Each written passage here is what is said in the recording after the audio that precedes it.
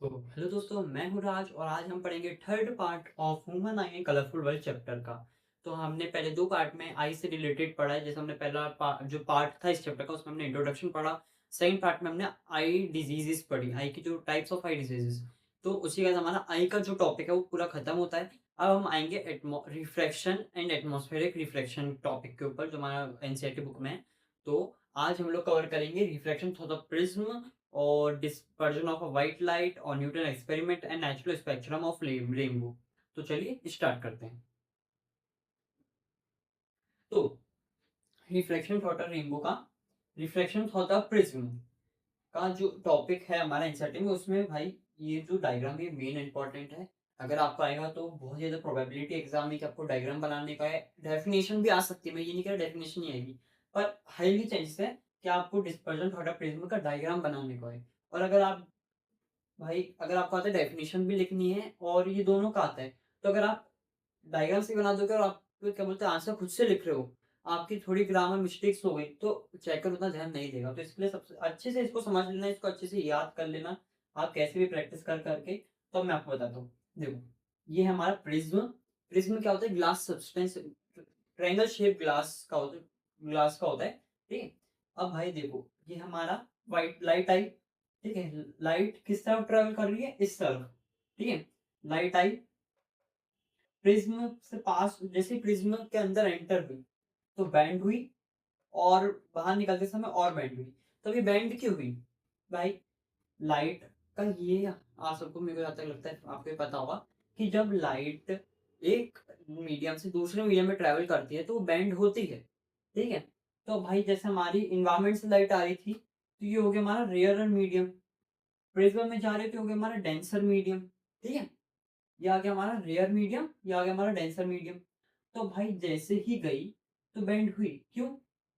R D, मैं आपको trick बता रहा हूँ, ये कोई ऐसा इंसेंटिव गिवन नहीं है, मैं आपको ट्रिक बता रहा हूँ। आर डी, आर डी से क्या आता है? एक बुक याद आती है भैया, आर डी शर्मा, है ना?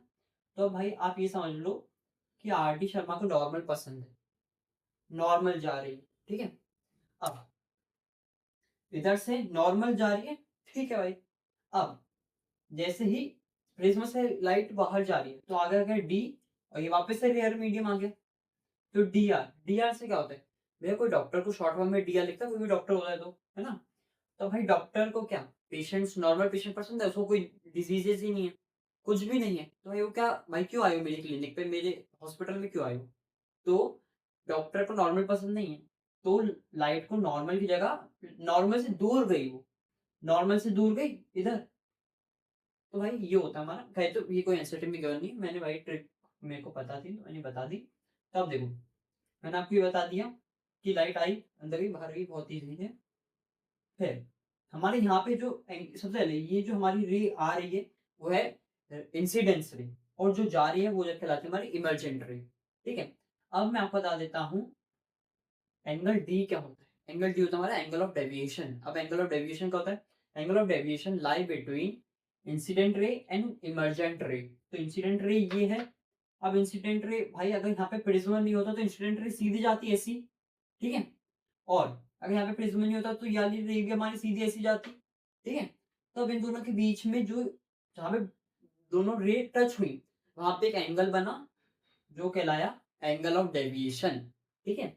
एक और पॉइंट जो है हमारा ए बी सी, आप कोई सा भी अल्फाबेट ले सकते हो, पर जो ऊपर वाला रहता है वो हमारा कहलाता है angle of a prism, angle of prism. तो एंगल ऑफ प्रिज्म हमेशा 60 डिग्री का होता है। आपको हो सकता है एमसीक्यू में आ जाए what is the major angle of prism, ये सब आ सकता है। तो भाई ये याद रखना कि 60 डिग्री का होता है एंगल ऑफ प्रिज्म। ठीक है। और भाई ये होता है हमारा एंगल ऑफ इंसिडेंस, ये होता है हमारा एंगल ऑफ इमर्जेंट।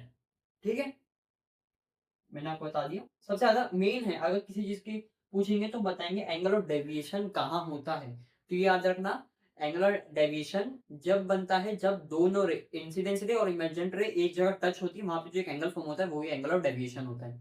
ठीक है। अब इसी के साथ आते हैं हम हमारे रिफ्लेक्शन थोड़ा प्रिज्म हुआ खत्म, टॉपिक हुआ खत्म। ठीक है। याद रखना भाई, डेफिनेशन आए, डायग्राम पता है, खुद से ही लिख दोगे। व्हेन अ लाइट, मैं आपको बता रहा हूँ, रे आई passes for the prism, it bends। भाई ऐसे आराम से इंग्लिश में लिख देना खुद से। ठीक है। डिस्पर्शन ऑफ लाइट का होता है भाई, हमारा ये प्रिज्म ही है, ठीक है, प्रिज्म से ही है ये, और एनसीईआरटी में भी प्रिज्म दिया गया है, ठीक है। तो आप देखो, और सबसे बड़ी बात, ऐसा नहीं है कि डिस्पर्शन ऑफ लाइट से प्रिज्म के अंदर ही होता है, पानी की ड्रॉपलेट जो थी, रेन ड्रॉप रहती है, उसमें भी होता है, जिससे हमें रेनबो भी फॉर्म होते हुए दिखता है। अभी वो भी हम पढ़ेंगे, इसी वीडियो में पढ़ेंगे आगे, तो उससे भी मैं आपको क्लियर कर दूंगा। तो देखो, व्हाइट लाइट आई, यहाँ से लाइट को हमने क्या बोलते हैं, रिफ्रैक्शन होता है प्रिज्म में, क्या देखा, लाइट आई, बेंड हुई और बेंड हुई, पर निकली एक ही लाइट, एक ही कलर की। पर डिस्पर्जन ऑफ लाइट में हमारी जो व्हाइट लाइट है वो स्प्लिट हो जाती है डिफरेंट कलर में। कौन से डिफरेंट कलर में? VIBGYOR, VIBGYOR. अभी विबग्योर क्या है, विबग्योर मैं आपको बता देता हूँ। विबग्योर से है red, orange, yellow, green, blue,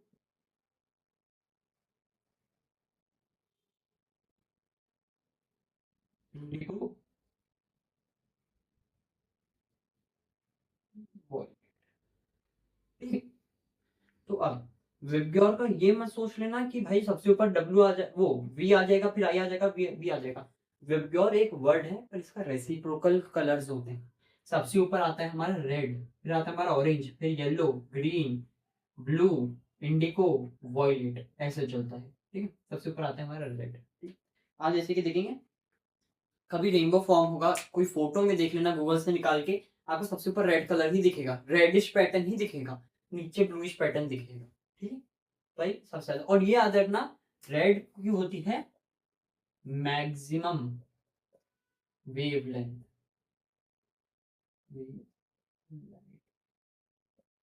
और वॉयलेट की होती है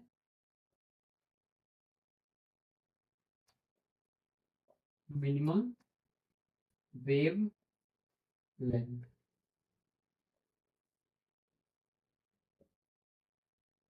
ये चीज भाई आप लोग याद रखना, ठीक। इसी के साथ डिस्पर्जन ऑफ लाइट का भी हो जाता है। आपको अगर डेफिनेशन का है भाई, वो मैं आपको डेफिनेशन बता देता हूँ, नॉर्मली बोल रहा हूँ, आप लोगों को कर लो, आपको जैसे आएगा, when a white light ray pass through the prism it splits into 7 different colour known as VIBGYOR. Bracket में विबग्योर के आप कलर बता देना, विबग्योर से violet, indigo, blue, green, yellow, orange, red, ठीक है। This phenomena is known as dispersion of light. भाई definition खत्म। नीचे यही डायग्राम बना देना अच्छे से, नीट एंड क्लीन करके। भाई ये बोर्ड बताता हूँ, अच्छे से नहीं बना पाए, आप कॉपी में बनाओगे तो आप मस्त स्केल पेंसिल से अच्छे से, पेंसिल जिससे बनाने बना देना।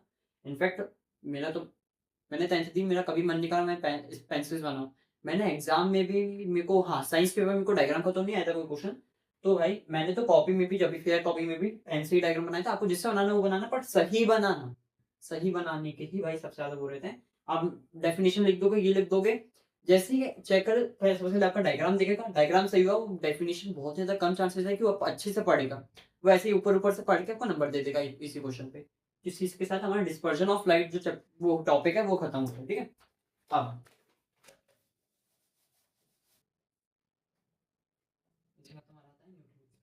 न्यूटन एक्सपेरिमेंट क्या होता है? जैसे ही डिस्पर्जन ऑफ लाइट हुई, उसके बाद आया हमारा न्यूटन ऑफ एक्सपेरिमेंट हुआ। न्यूटन ऑफ एक्सपेरिमेंट में क्या रहता है हमारा, ये पूरा पूरा रिलेटेड है डिस्पर्जन ऑफ लाइट के। डिस्पर्जन ऑफ लाइट में क्या हुआ, एक प्रिज्म था, लाइट आई, 7 डिफरेंट कलर्स में स्प्लिट हुई,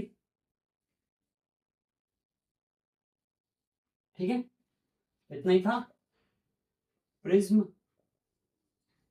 अब भाई न्यूटन एक्सपेरिमेंट में क्या हुआ, व्हाइट लाइट को 7 डिफरेंट कलर्स में स्प्लिट तो हुआ, अब इन्हीं 7 डिफरेंट कलर्स को व्हाइट लाइट में कन्वर्ट किया गया। कैसे?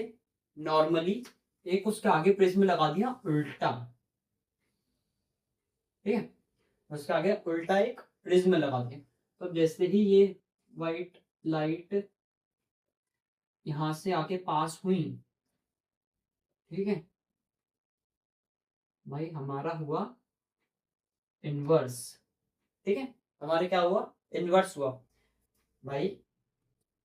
यहां से निकल, यहाँ व्हाइट लाइट आई, 7 कलर्स में स्प्लिट हुई, और हमने एक प्रिज्म रख दिया दूसरे मतलब दूसरी डायरेक्शन में, ठीक है, उल्टा रख दिया, ताकि वो 7 कलर जब उससे पास हुई तो उसने क्या हुआ, इनवर्स और वापस से व्हाइट लाइट ही फॉर्म हो गई, ठीक है।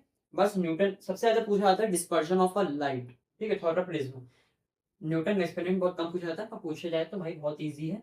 पूरी की पूरी डेफिनेशन लिख देना डिस्पर्शन ऑफ लाइट की, और उसके बाद नीचे लिख देना कि भाई, उसके बाद लिख देना ये कि आगे क्या हुआ, इन्वर्स हो गया और वापस से व्हाइट लाइट में कन्वर्ट हो गया, बस। और आपको यही डायग्राम बना देना, अच्छे से नंबर मिल जाएंगे, लेवल अच्छे से कर देना, ठीक है। उसके अलावा आपको कुछ नहीं, आराम से आपको नंबर मिल जाएंगे। तो ये क्या है, इसमें बस ये बताया गया नॉर्मली कि रेनबो फॉर्म कैसे होता है। मैंने आपको पहले ये क्यों नहीं पढ़ाया, क्योंकि इसमें कौन सा पार्ट यूज हुआ था, डिस्पर्शन ऑफ लाइट का और रिफ्लेक्शन का। तो मैंने इसके लिए इसको लास्ट में रखा, क्योंकि मैंने उन दोनों को आपको पहले क्लियर करा जैसे आपको ये समझ पड़े, ठीक है। तो भाई मान लो कि एक इधर पे है, पहले आ गया हमारे ये ग्राउंड, ठीक है। अब यहाँ पे भाई बारिश हो रही है, वाटर ड्रॉपलेट मैंने बड़ी बनाई है क्योंकि आपको अच्छे से समझे। मान लो बारिश हो रही है भाई, बूंदे आ रही है, और सन भी है साथ में, सूरज भी निकला हुआ है, ठीक है। तो आपको ये पता होगा कि रेनबो कब बनता है, जब भाई पानी की बूंदे भी आ रही होती हैं और सन की रेज भी आती है। तो भाई सन की ये जो रे है सीधी की सीधी आई, और भाई यहाँ पे आई, अब किस में एंटर करी, रेन ड्रॉप में। तो रेन ड्रॉप में पड़ी, तो मैंने आपको पहले क्या बताया था, क्या बोलते हैं वो, डिस्पर्शन ऑफ लाइट। भाई एक मीडियम से दूसरे मीडियम में गया, मैंने कहा था प्रिज्म हो यही परमानेंट नहीं है कि बस प्रिज्म में ही स्प्लिटिंग ऑफ कलर होती है। यहाँ पे कलर स्प्लिट्स हो गए, 7 कलर में हो गई स्प्लिट, ठीक है। अब यहाँ पे जाके वो तो भाई टच हो गए, अब यहाँ से वो बाहर निकलने की जगह वो रिफ्लेक्शन, रिफ्लेक्शन तो पता ही होगा आप लोग, ठीक है, रिफ्लेक्शन हुए। रिफ्लेक्शन के बाद 7 कलर का यहाँ पे हुआ रिफ्लेक्शन, और रेनबो यहाँ पे आ गई, ठीक है। यहाँ पे हुआ अपना क्या, डिस्पर्जन, यहाँ पे हुआ हमारा रिफ्लेक्शन, यहाँ पे हुआ हमारा रिफ्रैक्शन, ठीक है भाई। बस यही डेफिनेशन में लिख देना, ठीक है। डेफिनेशन आई अगर इस चीज की, तो भाई आप नॉर्मली लिख सकते हो। अब बस एक चीज बहुत ज्यादा इंपॉर्टेंट है, वो मैं आपको बता दूं बॉक्स बना के, कि रेनबो ऑलवेज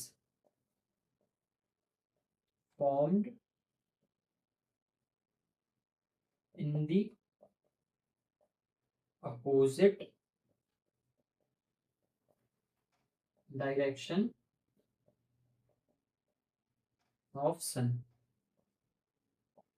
ये चीज आप अच्छे से ध्यान रखना कि जो रेनबो है वो हमेशा फॉर्म कब होता है, अपोजिट डायरेक्शन ऑफ उसमें, ठीक है। अगर सन इस तरफ है तो रेनबो इस तरफ ही फॉर्म होगा, उस रेनबो और सन एक डायरेक्शन में ही, एक साथ एक ही डायरेक्शन में फॉर्म कभी नहीं होते हैं। ये भाई हमारा एनसीईआरटी में भी दिया गया है, तो भाई ये अच्छे से याद रखना।